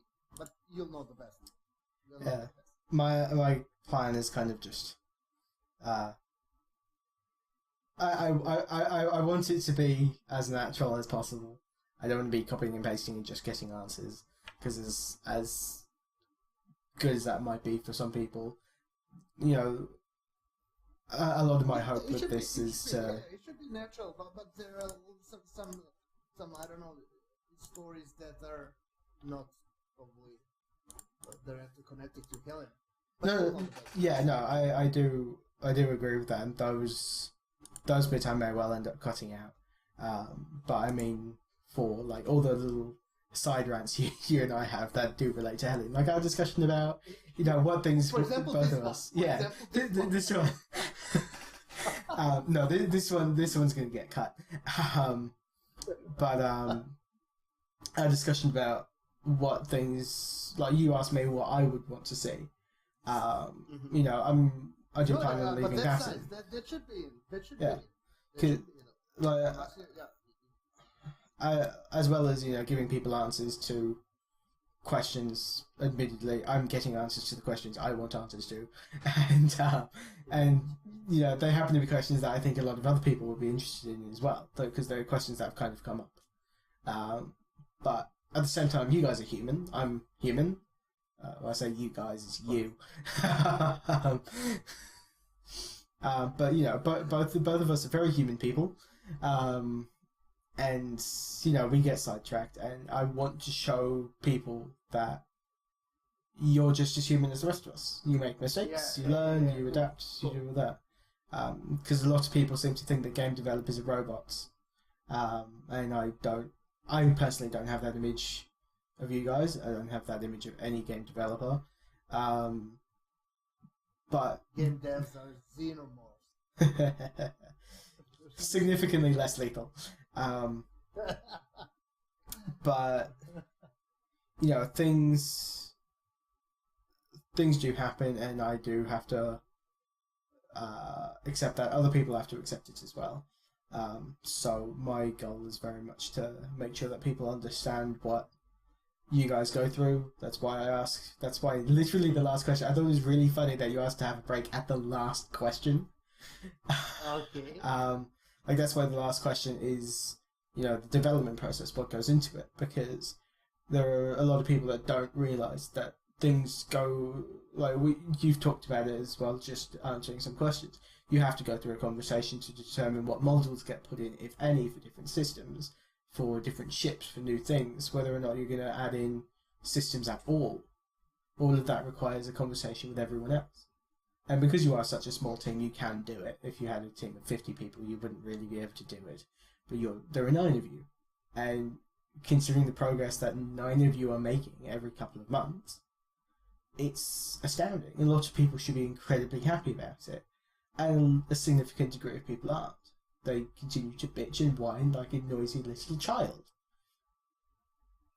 And personally, it's infuriating. But I think that's fair, because you put the game and you expect something, and yes, there is a disclaimer at the beginning of the game that says the game is still in its alpha, and you have to and you agree. You say, I understand, and I agree to what disclaimer says. So you can expect these things and all other kinds of problems. But anyway, people are not in our shoes. They do not know, and probably they should not know what is going on the other side. But since this is a special occasion in which we can talk about it, I'm gonna say something about it. So yeah, what is it all about game development? It's a very risky process in terms of planning, since you definitely cannot anticipate what troubles could you run into while developing any part of the game. And the most important thing is the ability of adapting, or adaptability. And so the problem will come, and the most important thing is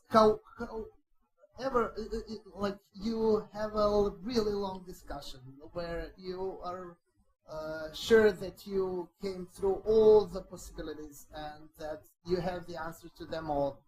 No. Eventually the problem will appear, and the best teams, as I truly believe, are capable of adapting to that problem and finding a quick solution for that, which will not have any other drawbacks, and which will not rise other problems. So it's a tough game that we play, but for now we are satisfied with what we have done, and if we continue this way, I believe that we are going to make a good game that everybody will like to play. And still, even if it's a good game, you will have like critique some people that, for their reasons, from their perspective, find it not so good and problematic in this or that way. And it's all alright. You can like something, you dislike something else, and okay, I'm really talking like. You mean you're like going around in politician circles? here. Yeah. Yeah, But the thing it's is like you're that- dodging the question but answering it. Yeah, exactly. So, but the thing is that there is a lot of argument with each update. We 9 of us have different opinions. 9 of us, everybody wants something else to be solved in this or that way.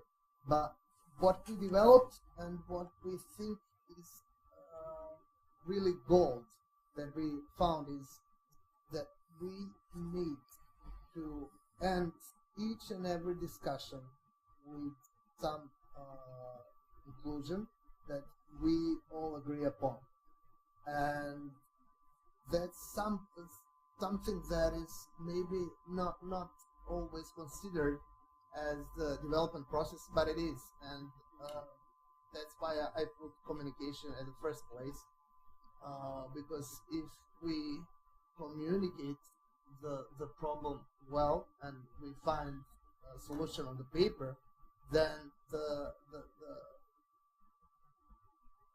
development will be much easier for everyone included in it. Yeah. And I very much agree with your point of view.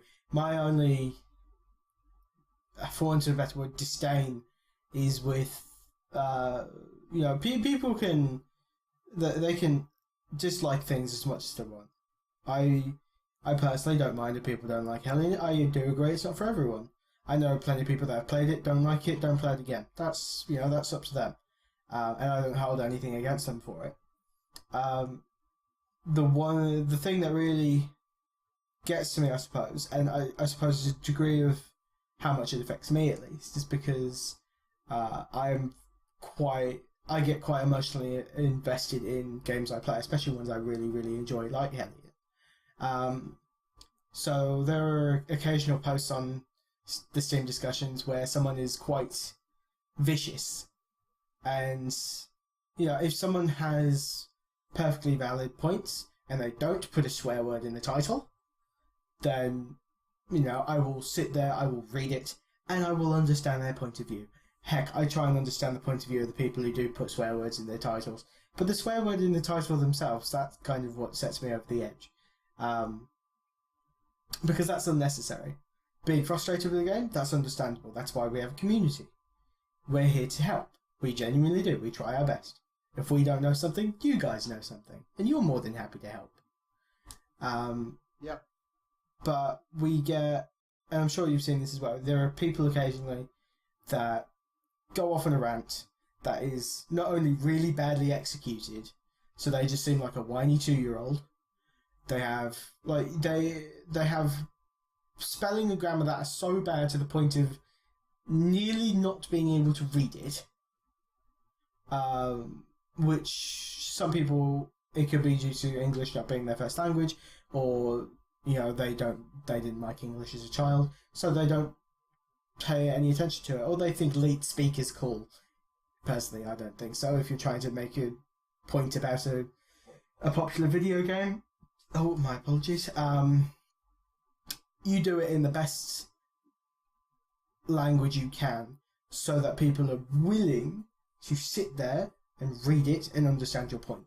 Otherwise, you just come off as whiny and nobody wants to deal with you. Yeah, yeah. But you know, like sometimes it's really hard for us to read some negative reviews, and we always try to draw something good out of it and to motivate ourselves to do it better Yeah. next time. And it's okay, but and the point is that if you post a comment which is, like you said, vicious, you are not going to get anything out of it, because those vicious comments, just like we just are looking how to solve the problem with that individual, in terms of like should we close the discussion, or should we, because we are not reading something that is uh, uh, somebody's comment that uses a lot of I don't know what the bad words. Vulgar language.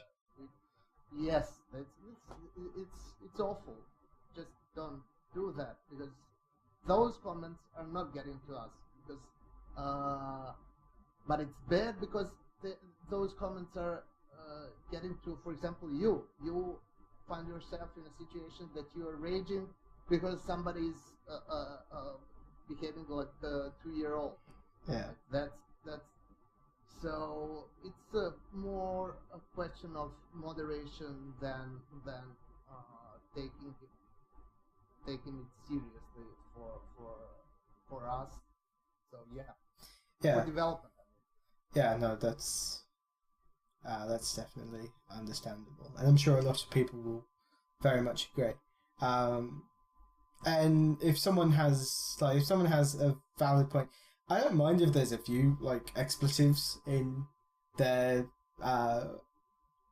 comment. That's fine. I swear during the day. I have no issue with other people swearing. There's a degree of language I'm not okay with, but things like putting swear words in titles, like the title of a post, that's a good way of getting you ignored. But also just being crude, sitting there and saying this game is unplayable, and I hate it, and I hate the devs and all of that. And I have seen a comment like that, which is very, very unfortunate. Luckily, I think our delightful community moderators got on top of it pretty quickly. Yes. It's unfortunate that happens. I can understand it. But if people are going to be vicious about it, they should at least try and be helpful. Because saying that it sucks because you can't play it doesn't help. It doesn't give a problem to solve. It's complaints. It's something that can't be fixed because us as a community don't know how to fix it, and you as developers don't know how to fix it. Yeah. So, and of course, you write that comment in all caps mode, so... Yeah, all caps is worse. It's like, really, it's like yelling on the street. Yeah. Nobody's listening to you. It's really entertaining. Like, as much as I hate reading them, I enjoy reading them because then I can mentally mock them. But it's the degree of futility in the statement that I don't like, as well as how much it comes off as someone being a whiny 2-year-old. Like, it's not only is it rude, it's insensitive to a certain degree. Like, you're kind of putting yourself down because you're trying to say that you're stupid enough to play a game you don't like without realizing beforehand. And you can tell a lot by a game from screenshots, descriptions, what other people are saying about it. And you can read the Steam discussions beforehand. You can read them before you buy the game. And it's, as much as I can understand that a lot of people may not like intricacies or don't quite fully grasp Newtonian physics and may have difficulties playing the game and therefore find it quote-unquote unplayable to them. That's perfectly fine. But if you're bad at something and you quit the game because you're bad at something, I have to wonder why. Because it's literally something you can't get worse at. Like, you can't get worse at it. So you get a friend, you make jokes, you play along, you get used to it. I played Hellion for the first time by myself. I have a history of being able to adapt to different games pretty quickly. Control schemes are not my favourite. Not like Hellion's control schemes are my favourite. I love the fact that CN Control do the same thing. It's beautiful. In fact, I've gotten so used to it, I keep forgetting I can't do that in other games. It's really funny. I keep pressing Control instead of C on Elite Dangerous. It's weird. Strong input, strong input. Yeah, I know, right? The force is strong with this one. But it's the where was I going with this? Okay, like if someone doesn't like the game for any reason, that's perfectly fair with them. That's up to them and what they enjoy and what they're capable of knowing or learning or enduring.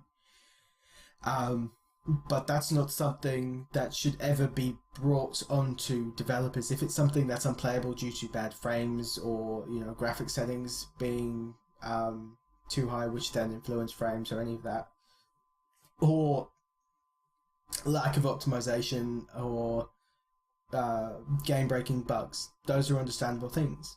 But then the reason that we have bug report channels and the reason we have the Steam discussions and the community is to help people through it and to learn, fix the issue so that other people don't have that issue in the future. Being like sitting on your computer and spending half an hour trying to write the angriest post you can because you're so angry and then nobody reading it,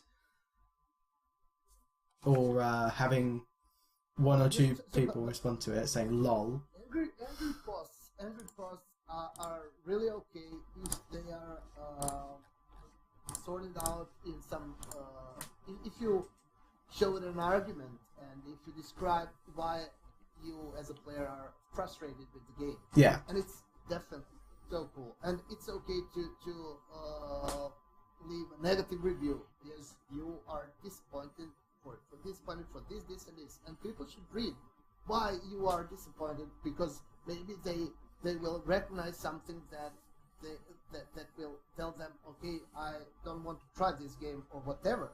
Yeah, if definitely. they believe in arguments, and that's okay, that's pretty fine. But as you said, like if you leave a comment which says this game sucks, come on, Yeah. what are you getting from it? That's so like childish. Yeah. So, a note to anyone who watches/listens to this, and my apologies for interrupting, Chons. If you ever put a review on a video game, please make sure you do it with at least a somewhat level head, decent spelling, and try and be helpful. Because otherwise the developers and the community and other people don't know what you're trying to talk about. If you don't like the game because of this reason, and, say it's something to do with computer specifications that breaks what the game may have listed for its requirements. Post it, say, this is what I've got, this is the issue I'm having, I don't think it's playable in this state. Developers, if you can fix this, please do. I may not come back to the game until it's fixed. That's a lovely review. That's a lot nicer than I expect a lot of people would do. But putting like a short little synopsis saying, I've got this, it's listed under the boundaries of the requirements, or I'm having bad frames and I shouldn't be. I don't want other people to play this game because of this, especially if they have similar hardware to me. That's understandable as well. I'm again phrasing it way better than anyone would ever be, but well, the thing is that people can do that even in their native languages if their English is not well. Very true. Yes. Since we are always trying to translate things that in various languages because we want to learn what people have to say, and if it's perfectly fine if you're not good in English, that's okay. We'll try ourselves, give the best to understand what you're trying to say. We have Google Translate. Yeah, you like Google Translate is a very helpful tool, and we have multi-ethnic community members who I'm sure would be more than happy to try and respond to your comments in reasonable tones and your own language, so you can best understand it as well. Yes. Which is ironic because now I'm thinking I have to translate this entire section of the conversation into every single language. Not doing that. But it definitely is a very good point.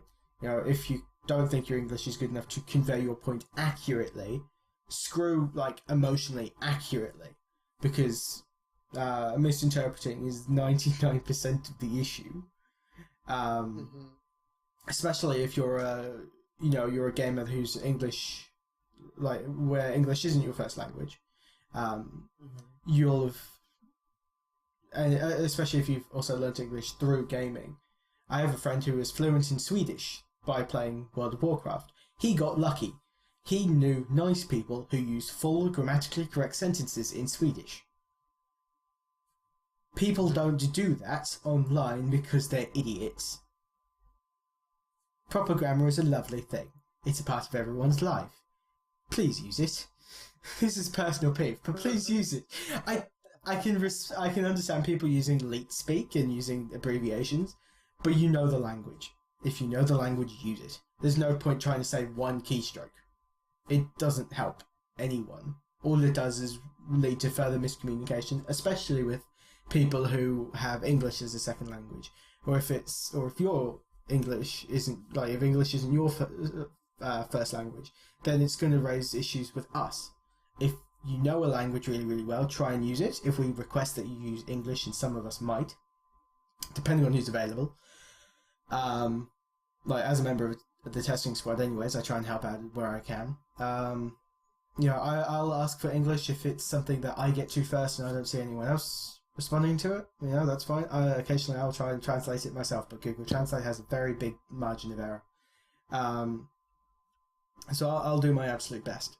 But if I ask for English, please try to do your best and do not misspell things. It is very frustrating to me, not necessarily because I'm a grammar Nazi, but because it doesn't help me understand what people are trying to say, because typos are a huge thing no matter what language you speak. Listen to this man. That's going to be the disclaimer. That's going to be like... Dev says, listen to this man. That's the title. What if I said? Yeah. I need to get a transcriptor, get that running through the transcriptor, and then post it into the chat. But no, I'm very much a person of practice what you preach. I will never say something that I don't do. I will give people, if I give advice to people, I am very careful to say that, this is what I've done, this is what I've fixed, this is what fixed it for me, and that it may not work. I say, try this, it might be this. I don't make certainties. Because in any sort of error, especially logical errors, and this is the hilarious bit, they can be a number of things, and they aren't necessarily one specific issue. Like, I had an issue where a relog didn't fix, a relog doesn't fix, 2 out of 10,000 bugs, and I happened across one of them. I relogged... For now, always try a relog. Yeah. You won't make a mistake. Yeah, it is very much the number one thing any one of us suggests is relog. It's great. When in doubt, relog. That needs to be a bumper sticker. It's like push here. We should bring shortcut for relog. Yeah. Just press end button. Yeah, that's actually what a lot of people were saying. Have a relog button in the escape menu, so when you've got respawn, have relog. Yeah. But that would be an issue with server communication. You have to wait for it to time out perfectly, and that depends on different systems, which is annoying. But oh well. That's if you want it to be perfect, but some people don't. So yeah. I'm being pedantic now. I'm getting into the logic of it. I shouldn't be doing that. But a lot of what can be fixed with a relog. It's frustrating. It's annoying, but it fixes it at least long enough for you to stop being frustrated and to tell us. Yes, it works, and I hope that at some point there will be no need for real audio. Yeah. That's where we are getting at. Too. And if anyone ever gets so frustrated to the point of crying, remember that in somewhere in the Hellion Discord channel there is a picture of someone in the testing squad where in one of the experimental builds where there was a floor-based grinder, and I mean a grinder, not a recycler, in the outpost. Someone died to it because you could take damage, and he fell on his knees, dead, looking up at the sky. There will never be anything as dramatic or as amazing as that picture, because that wasn't faked. It was 100% random. So if anyone ever has a moment where they want to cry because something has happened, remember that picture exists, and if you have the time, try and find it. If you can't find it, I'm sure we've got it somewhere and we'll pin it to something. But it's there, and it's beautiful, so I highly suggest looking for it if you can. I haven't seen that one. I want to see that. Yeah, I might be able to find it and put it as the thumbnail for the video. Nice. If I manage to do that, I will be surprised. That would be great. Yeah. That religious image. Yeah, if we can. All you need now is like the option for customization to include a necklace with a cross on it. Yeah. Speech bubble saying, "Oh my god!" But unfortunately, and because the recording's been going for 2 hours, so I kind of want to end it. The recording of the conversation. I love talking to you. It's great.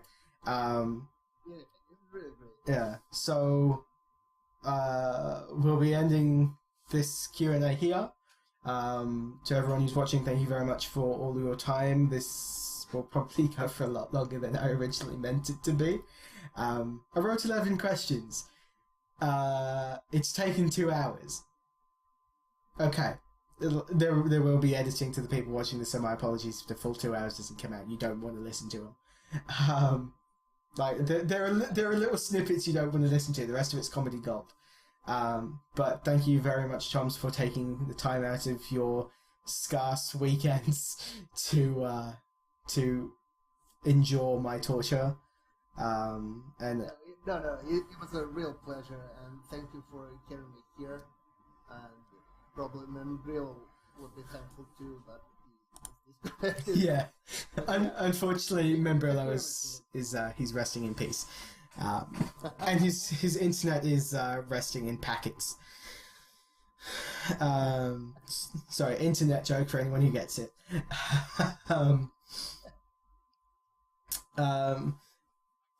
Again, thank you very much, Toms. Thank you to everyone who's watching, anyone who's watching / listening, I should say. To anyone who's this seems like it might interest, I highly suggest you look Hellion up on Steam. It's in early access. It is just past its first year anniversary, and it will continue to be a great game, not just a good game as Choms hopes. It's already a great game, and it will continue to amaze during the entirety of its development, I am sure. No pressure.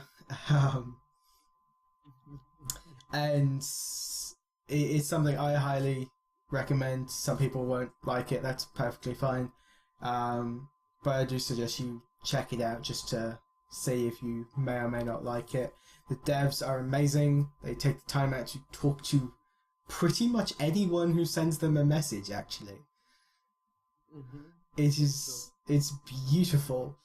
And there aren't a small amount of Hellionites.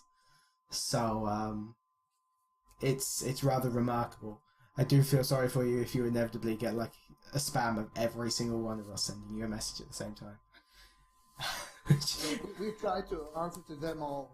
We really do. Yeah. And it's a pleasure to have this kind of community. So, and I'm really glad that we had this discussion, and we do want to continue this way. So yeah, give us more questions. Come on. Yeah. So anyone who watches this or listens to it and has a question for the devs, feel free to jump into the Hellion Discord.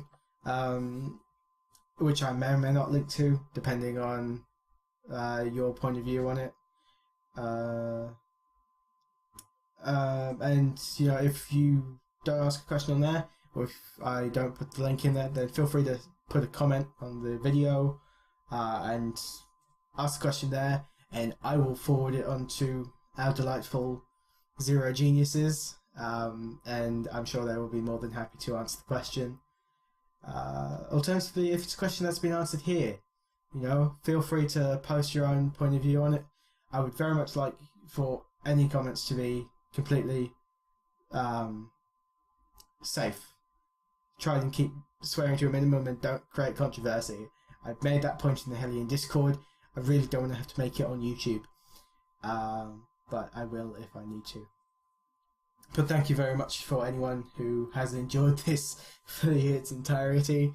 My condolences and my apologies for the longevity of the video. But it does happen. Thank you very much for sticking with me, and I'm sure I will see every single one of you next time